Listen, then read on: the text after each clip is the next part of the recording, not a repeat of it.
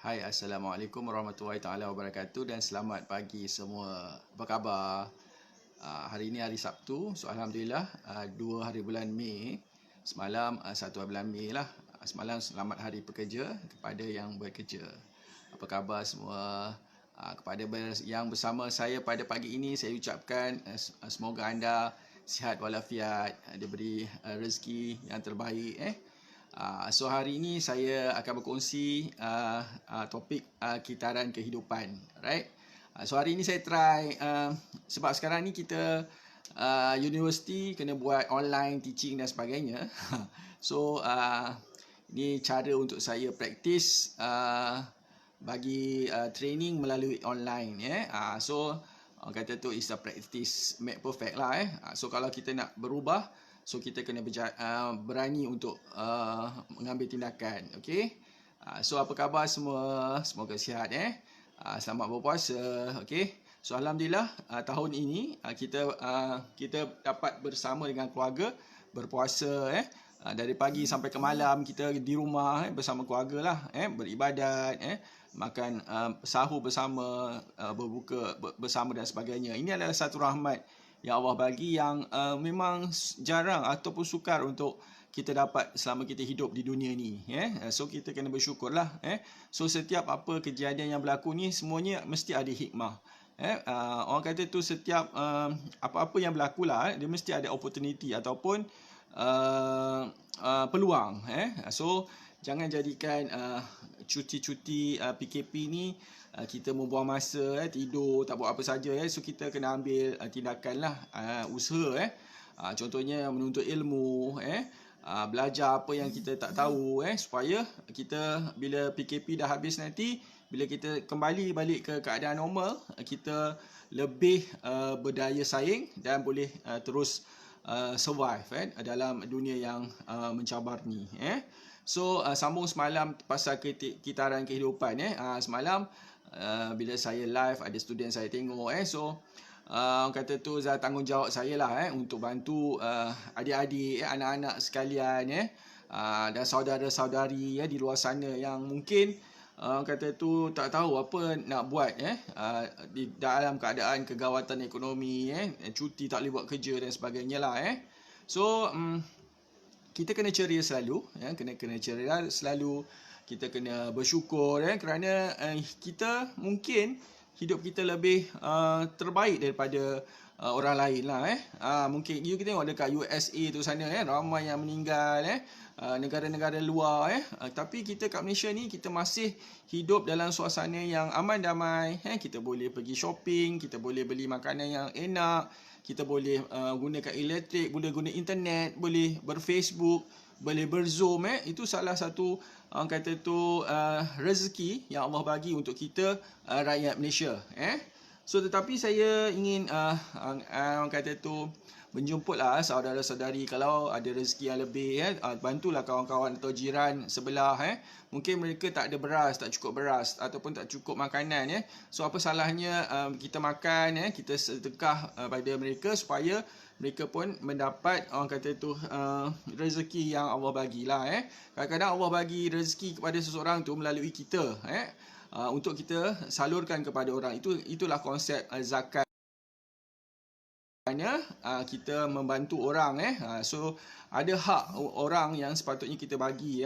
So kata tu dapat je gaji, dapat je pendapatan, kita bayarlah zakat, supaya ia dapat membantu orang-orang yang lebih susah, right? So kembali balik ke topik kita pagi semalam, kitaran kehidupan. So semalam saya try pakai YouTube. Kita ni kalau nak berjaya, kita kena cuba banyak cara lah. Kalau YouTube tak okey, kita gunakan Facebook. Kalau Facebook tak okey, kita gunakan apa saja bentuk, email marketing, kita gunakan Twitter, kita gunakan Instagram, supaya kita dapat reach ataupun kita dapat berpeluang untuk sharing apa saja idea yang kita boleh kongsikan pada semua, right? So ini adalah kitaran kehidupan. Semalam saya tunjuk kepada student saya yang melihat video-video saya ucapkan Very good morning. Semoga you sihat walafiat. And then orang kata tu, kalau jadi student ni teruskan usaha. So teruskan usaha sebab kita hidup ni dalam kehidupan daripada kita kecil hinggalah kita tua. Apa khabar Al Imran? Apa khabar Gelap? Apa khabar? So ini adalah kitaran kehidupan yang kita kena lalui dari kita kecil sampailah kita mati. Alright. So kita kena tahu SOP ataupun faktor-faktor kehidupan. Contohnya kalau kita ada anak, so kita kena ada anak, apa yang kita perlu semaikan dalam diri anak kita. Kita kena bagi dia ilmu, kita kena bagi dia belajar agama, belajar matematik, belajar bahasa, belajar sejarah, geografi dan sebagainya lah. So itu adalah tanggungjawab kita sebagai ibu bapa lah. Alright. Begitu jugalah dulu masa kita kecil, ibu bapa kita pun melaksanakan tanggungjawab mereka sebagai ibu bapa. Mereka menyekolahkan kita. Termasuklah kalau yang anak yatim piatu macam saya, kakak saya, abang ipar saya, orang kata tu bagi saya pendidikan, masukkan saya belajar kat sekolah rendah, sekolah kebangsaan Jeram, sekolah kebangsaan Kelang, dan begitu juga lah semasa saya masuk universiti lah. So keluarga saya ataupun penjaga saya yang membesarkan saya. So kita kena hargailah orang-orang yang telah orang kata pun membesarkan kita menjadi orang yang hebat. Okey. Apa khabar Nur Azwan Abu Hashim? Apa khabar? Alright. Kepada sesiapa yang berminat untuk kata tu mempelajari ilmu, so you all boleh join Profesor Dr. Muhayya, Profesor Dr. Muhayya, Fazli Ghazali, Dr. Azizan Osman. Mereka tu semua adalah pakar-pakar motivasi yang boleh membawa anda berjaya menjadi orang hebat. Macam saya adalah educator, saya lecturer, senior lecturer ataupun consultant. Tugas saya adalah untuk mendidik ataupun mengajar student-student di universiti, termasuklah di sekolah juga, untuk berjaya menjadi seorang orang yang hebat lah, seorang jurutera, seorang saintis dan sebagainya. Itu tanggungjawab saya sebagai seorang educator ataupun pendidik. Right? Okay. So ini adalah keitaran kehidupan kita yang kita kena tahulah daripada umur kita 0 tahun hinggalah kita meningkat dewasa. So semalam saya dah explain. So you all boleh tengok balik video YouTube saya semalam lah. So okay, so hari ni saya nak berkongsi terutama kepada student-student saya, tak kisahlah siapa yang ada kat sini, right? So bila saja kita dah habis belajar di universiti, so ke mana arah tuju yang kita akan pergi, right? So sama ada kita nak kahwin ataupun kita nak cari kerja ataupun kita nak tunggu, nak belajar, sambung belajar sampailah ke tahap PhD dan sebagainya lah, right?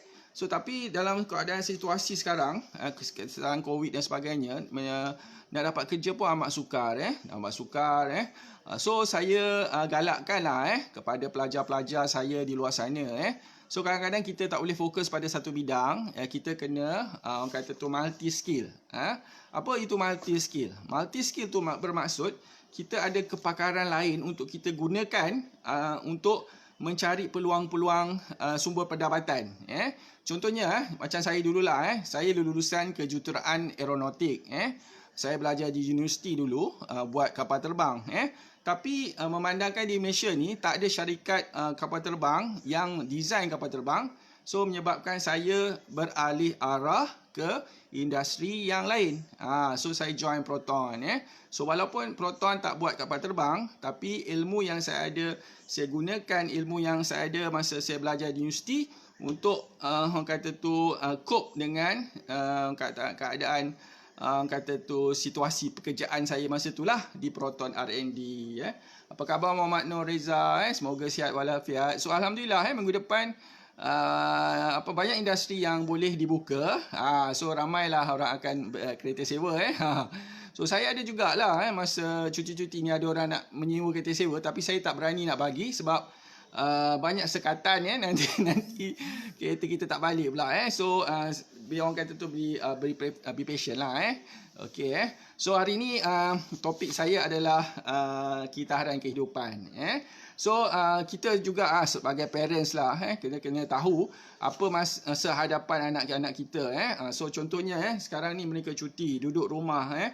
Ada yang rajin baca buku, ada online dan sebagainya, ada yang mengaji dan sebagainya. So kita kena tahu hala tuju mereka selepas orang kata tu mereka bersekolah. Sebab kita tanggungjawab kita sebagai ibu bapa ni orang kata tu amat besar. Kita tak boleh lepaskan begitu saja, lepaskan kepada guru untuk mengajar mereka. So kita sebagai ibu bapa lah yang bertanggungjawab untuk mendidik anak-anak kita menjadi orang yang berguna di dunia dan di akhirat. Okey. So saya pun kadang-kadang ada juga sahabat-sahabat kadang-kadang nak cari kerja lain, cari orang kata tu kontak saya, mereka bagi resume dan sebagainya. Kadang-kadang bagi saya lah di situasi yang kritikal begini, so kita kena berada di keadaan orang kata tu safe. Kita jangan ambil risiko untuk bertukar-tukar orang kata tu cara, tapi dengan cara yang slow and steady lah, right?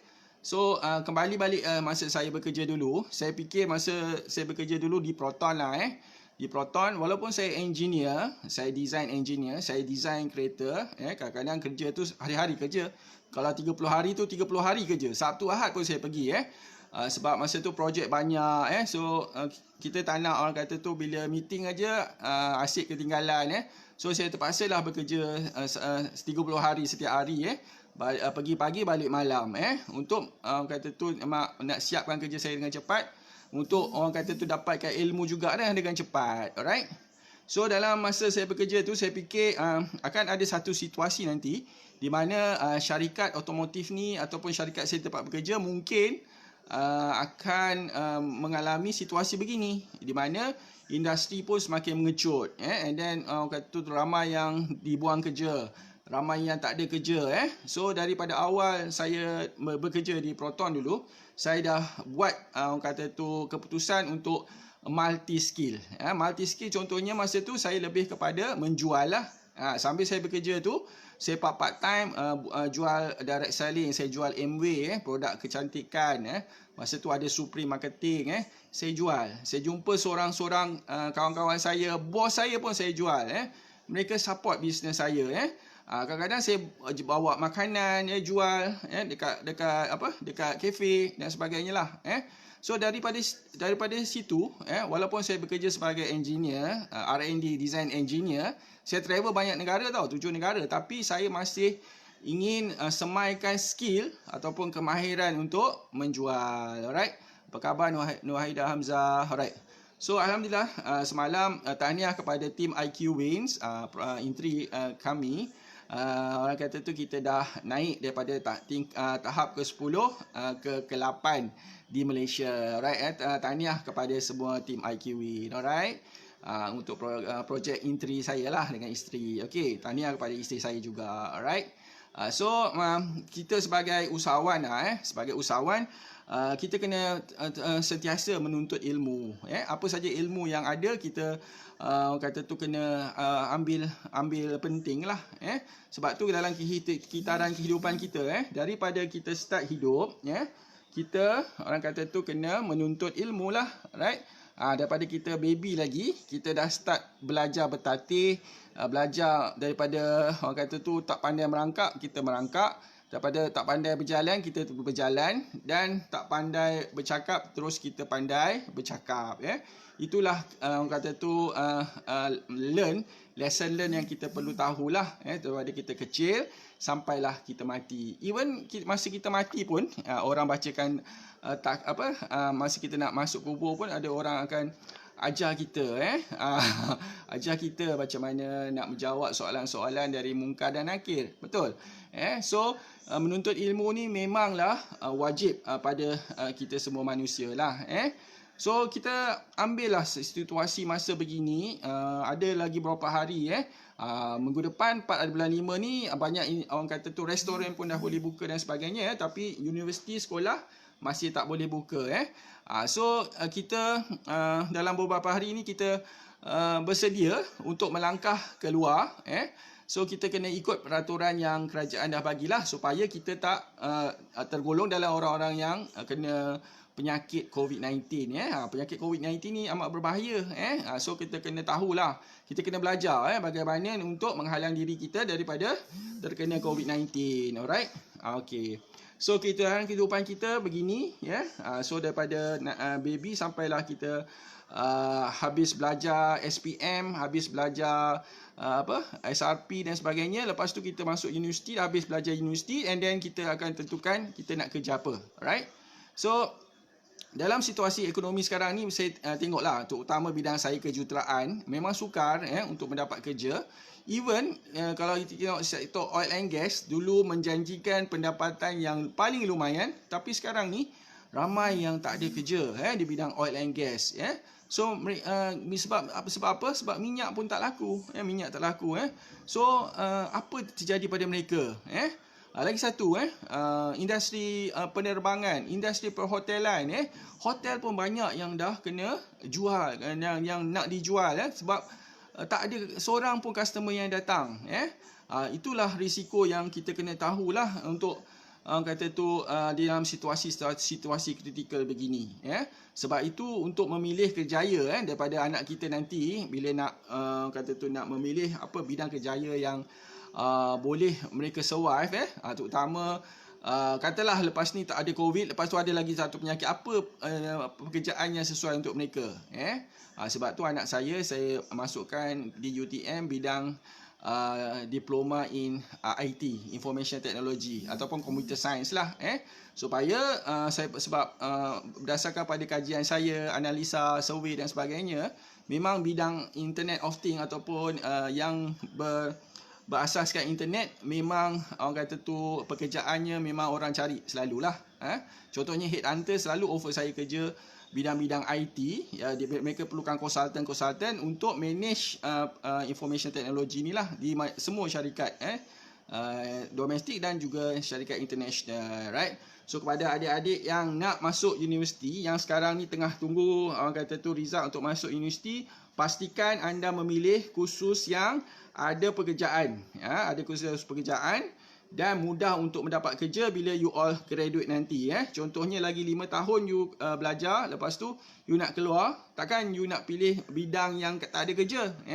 Contohnya tiba-tiba you fikir I nak ambil petroleum lah, tapi nanti lagi 5 tahun you keluar, orang tak pakai kereta, tak pakai minyak, mereka pakai sumber tenaga lain, contohnya tenaga elektrik, tenaga solar. Lepas tu rugilah.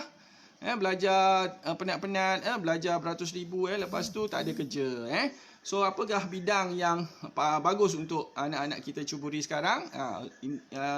Bidang IT lah, Information Technology. Bidang IT ni bukan sekadar komputer, tak. Sebenarnya dia orang kata tu dari sistem manual di syarikat-syarikat tu, mereka convert kepada automatic ataupun convert kepada IT. Sebab itu berlaku lambakan pekerja dibuang, sebab tak perlu lagi orang-orang buat kerja manual. Semua telah di IT kan.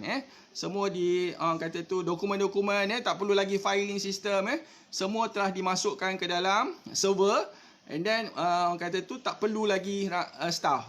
Sebab tu kalau kita pergi ke bank, contohlah pergilah ke bank, kita tak ada lagi berjumpa dengan cashier ataupun pekerja-pekerja bank dalam tu. Semua kita boleh buat online saja kat rumah tanpa pergi ke bank. Tapi kalau kita nak buka accounts ataupun kita nak tengok bank statement, memanglah kita kena pergi bank. Tapi ramai pekerja-pekerja bank pun orang kata tu yang diberhentikan kerja, tak ada kerja dan sebagainya lah. So kita kena tahulah bidang apa yang sesuai untuk diceburi, right? So tapi benda yang paling penting bagi saya lah, katalah memang kita minat untuk bekerja, makan gaji dan sebagainya, tapi kita kena ada bisnes sampingan ataupun pekerjaan yang boleh memberi pendapatan tambahan. Contohnya kereta sewa, kereta sewa, lepas tu kita ada rumah untuk disewa, lagi apa lagi, jual-jual produk suplemen, produk-produk makanan, jual benda-benda begitulah yang boleh memberikan pendapatan sampingan kalau berlaku sesuatu yang kritikal macam COVID sekarang. Lagi satu contohnya, kita boleh gunakan tanah yang ada, macam rumah saya ni sekeliling ni ada pokok serai, pokok tumbuh-tumbuhan lah, ada mangga pun dah berbuah, Tadi semalam dah potong daun pandan, ada orang nak, kita bagi je rezeki yang kita ada, kita sedekah kat orang. So kita gunakan apa saja peluang, apa punca peluang untuk kita mendapat pendapatan, kita gunakanlah. Kalau kita duduk kat kampung, mungkin kita boleh menternak ayam, menternak itik, menternak ikan, dan sebagainya. So jangan sebab benda-benda tu pun boleh mendatangkan wang ataupun sumber kewangan untuk kita survive. So lagi satu, macam saya dulu pun saya buat insurans. So walaupun saya bekerja makan gaji, bekerja di Proton makan gaji banyak sebenarnya, tapi kita kena tahu plan lain. Kita ada plan A makan gaji. Plan B apa? Kita kena ada bisnes sampingan. Contoh bisnes sampingan part time kita, contohnya sebagai ejen insurans. Macam saya memang ejen insurans. Apa lagi? And then kita explore benda-benda yang boleh memberi pendapatan untuk kita survive. Sebenarnya kita hidup ni untuk apa? Kita hidup ni adalah untuk mencari rezeki, untuk beribadat kepada Allah, untuk dapat pergi umrah, dapat pergi haji. Itu saja sebenarnya. So kita tak payah fikir nak jadi jutawan, billionaire dan sebagainya. Sebab orang kata tu matlamat kita hidup ni adalah untuk beribadat kepada Allah. Tapi bila Allah bagi rezeki kat kita, alhamdulillah kita jadi jutawan, billionaire, sebenarnya itu adalah orang kata tu langkah di mana kita dapat duit tersebut, kita kena share pada orang-orang yang susah. Kita bayar zakat. Contohnya kalau saya ada buat kiraan kiraan berapa zakat yang kita perlu bayar lah. So zakat kita perlu bayar adalah 2.5% sahaja. Contohnya katalah kalau pendapatan kita RM50,000 sebulan, so zakat kita perlu bayar RM1,250 sahaja. RM50,000 sebulan gaji, kita kena bayar RM1,250 sahaja. So duit zakat tu untuk apa? Duit zakat tu digunakan untuk orang susah, orang fakir miskin, asnaf, anak yatim. Duit zakat itulah yang digunakan oleh kata tu pusat zakat untuk bantu orang yang susah. So mana dapat duit zakat tu? Duit zakat tu daripada orang-orang yang berduit lah, orang-orang kaya, orang yang bekerja. So kita lah ditugaskan, yang berkemampuan ditugaskan untuk membantu orang miskin secara membayar zakat. Sebab tu kita perlu kaya, supaya bila kita kaya, kita boleh bantu ramai orang dengan menyalurkan pendapatan kita ke pusat zakat. Alright? Tak kisahlah kalau kita nampak jiran kita tak ada duit, kita bagilah. Orang-orang susah kat tepi jalan tu kita bagi. Orang kata tu kadang-kadang sedekah ni kita tak perlu war-war kat orang, kita tak perlu tunjuk sangat. Orang kata tu nanti bukan dapat pahala, dapat dosa pula. So kita tak perlulah nak heboh-heboh sangat. So tapi memang kita wajib bayar zakat. Alright. So hari ni dah 2 hari bulan. So tengok you punya gaji berapa. Kalau you nak bayar tahunan pun boleh, bayar bulanan pun boleh. Alright. So kalau pada usahawan yang orang kata tu setiap bulan dapat income, income kadang-kadang RM10,000, apa salahnya bayar zakat terus, bayar zakat terus, and then lepas tu Allah akan bagi lagi rezeki yang melimpah ruah. Okay. So keitaran kehidupan, topik hari ini part kedua. So alhamdulillah, so saya dah berkongsi kepada anda level orang kata tu daripada kita baby sampailah ke nak masuk universiti, anda keluar universiti. Itulah orang kata tanggungjawab kita menuntut ilmu kepada anak-anak kita sekarang. Mereka tak bekerja, tanggungjawab mereka adalah apa? Adalah untuk menuntut ilmu. Menuntut ilmu. So masa tak kerja ni, tolonglah belajar banyak-banyak. Belajar agama, belajar bab finance, accounting, belajar legal, dan sebagainya. Right? So macam saya adalah lulusan kejuruteraan kaji terbang aeronautical. Lepas tu masa saya bekerja di Proton, saya design banyak kereta lah, daripada kereta Iswara sampailah kereta Proton Sewi, Proton Satria Neo. Design saya banyak yang kalau you tengok bumper tu memang saya yang design lah. Bumper, spoiler, skirting. Apa khabar Yusani Hussein? Lama tak jumpa. So masa saya bekerja, and then saya fikir sampai bila aku nak jadi jurutera, sampai bila. So aku fikir selepas tu my big boss, director lah, director engineering, saya tengok dia macam mana dia punya kehidupan dia punya life as a boss, and then saya tengok dia ambil course MBA, Master Business Administration. Saya pun ikut lah, apa yang bos saya buat saya ikut. Dia pun ada IR, dia pun jadi pangkat yang paling tinggi kat Proton. So saya follow the mentor, saya follow orang yang berjaya. So kalau kita nak jadi orang yang berjaya, kita kena follow dengan orang yang berjaya. Takkan kalau kita nak berjaya kita follow orang yang gagal. So kita kena ada seorang mentor ataupun orang yang boleh kita follow ataupun kita ikut, supaya kita pun akan jadi manusia yang hebat macam beliau. Alright, macam tu. Dulu saya minat Tun Mahathir. So saya selalu baca dia punya Check That. And then saya belajar daripada tu. And then masa saya bersekolah dulu, memang saya suka masuk pertandingan bahas, pertandingan syarahan. Saya bercakap atas pentas. And then pernah jadi Johan bahas daerah Kelang dan sebagainya lah. So daripada situ saya bina skill untuk bercakap, and then menganalisa data. So semua perkara-perkara yang berkenaan dengan politik, ekonomi, sosial dan teknologi, saya kena khatam lah, saya kena belajar. Masa pertandingan bahas tersebut, topik dibagi, and then on the spot kita kena kupas, kita kena ulas, kita kena bahas, supaya kita boleh menang lah. Betul. So di universiti pun begitu. Di universiti saya belajar taekwondo. Saya minat sukan taekwondo, and then pernah orang kata tu represent universiti. So banyak perkara ilmu yang kita boleh belajar. Bukan saja hanya berdasarkan daripada ilmu akademik, tapi ilmu kepimpinan, self defense, macam mana nak kata tu bila berhadapi musuh, macam mana kita nak lawan musuh. So kita jadi kata tu confident lah. So bila kita berada di overseas, contohnya saya dulu selalu pergi ke Jerman, pergi ke UK, pergi ke Japan, Korea dan sebagainya. So sebab tu saya perlukan self defense. Kadang-kadang ada orang jahat ke apa, so kita tahulah macam mana nak kata tu nak lepas lah. Macam tu. So banyak ilmu yang kita perlu belajar untuk menjadi orang yang hebat. Alright. So usia-usia kita ni orang kata tu semakin lama semakin pendek lah. So kalau kita ambil tali pengukur tu, pengukur yang boleh ukur perut tu kan. So kita tengok sebenarnya tali yang panjang tu, bila kita tolakkan 1 cm sampailah ke 49 cm lah contoh. Orang kata tu mewakili setiap tahun kita hidup. Kita tengok balance tali panjang tu tinggal berapa saja lagi. Masa tu lah kita kena fikir. Masa ni lah time untuk kita beribadat untuk menghapuskan segala dosa dan sebagainya. Sebab tu kita kena ada duit, kita kena berniaga dan sebagainya untuk kita dapat duit untuk menjemput rezeki banyak-banyak untuk kita pergi ke Mekah untuk menunaikan ibadat umrah dan ibadat haji. Sebab kat sana kalau you ada dosa, kalau sekarang kita ada dosa banyak, kalau kita pergi kat sana, dosa kita akan dihapuskan. Kalau kita pergi ambil haji, dihapuskan. Zero, kembali kepada keadaan baby dan sebagainya.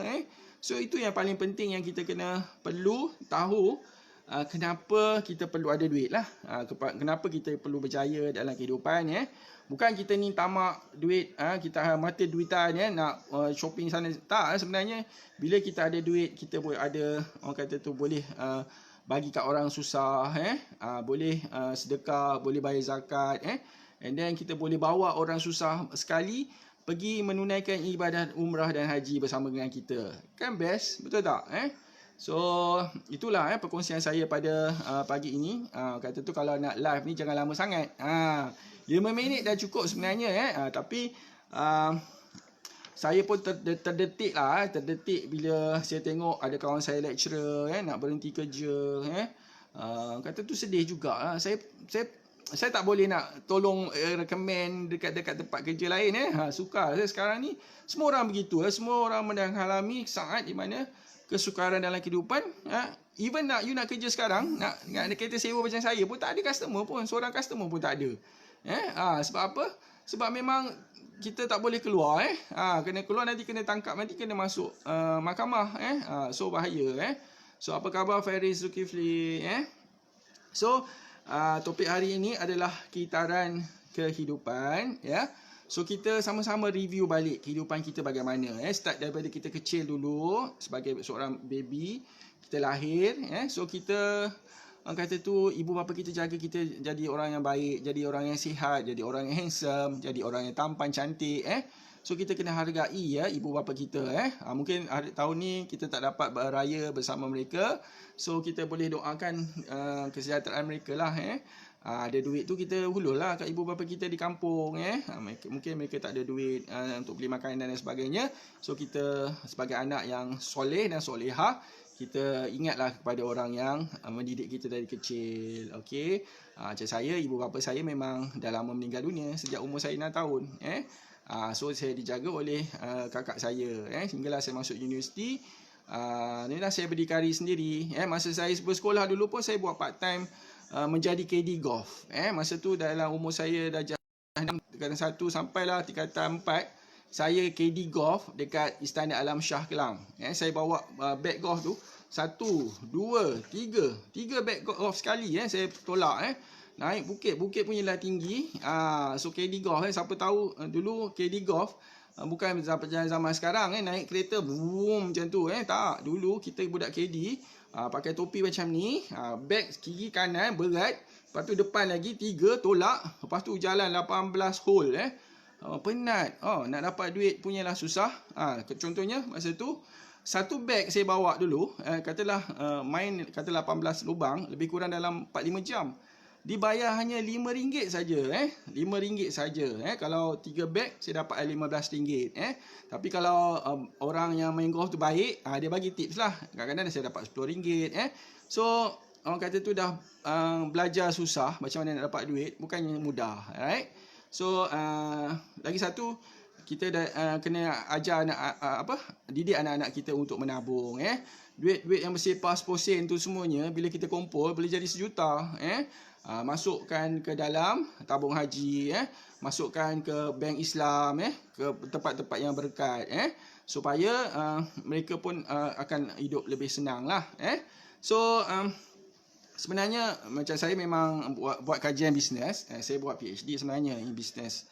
So bila saya analisa ekonomi negara ni, memang sukar, memang cabaran amat tinggi. So kita kena saling kata tu bersiap diri untuk explore kata tu peluang-peluang yang ada, peluang-peluang paling terbaik lah, So kita tengok kawasan rumah kita, kalau ada tempat untuk bercucuk tanam, kita tanam lah, kita boleh tanam cili, pokok bawang dan sebagainya lah, supaya kita kalau berlaku apa-apa berlaku, so kita ada sumber makanan yang kita boleh petik aja kat rumah kita, macam tu. Alright.